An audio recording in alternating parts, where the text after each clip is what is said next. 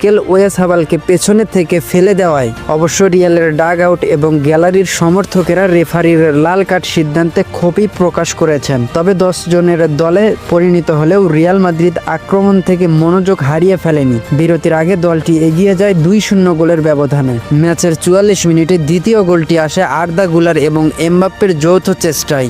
দুজন বল দেয়া নেয়া করে সোসিয়েদাদ রক্ষণে ঢুকে যাওয়ার পর শেষ পর্যন্ত এমবাপ্পে বাই লাইন থেকে গোল মুখে বল বাড়ালে জালে জড়ান গুলার।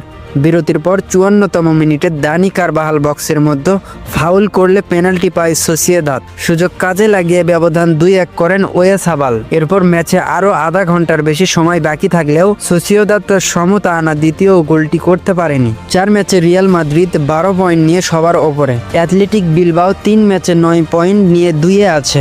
বার্সেলোনার অবস্থান 3 ম্যাচে 7 পয়েন্ট নিয়ে পঞ্চম অবস্থায় রয়েছে।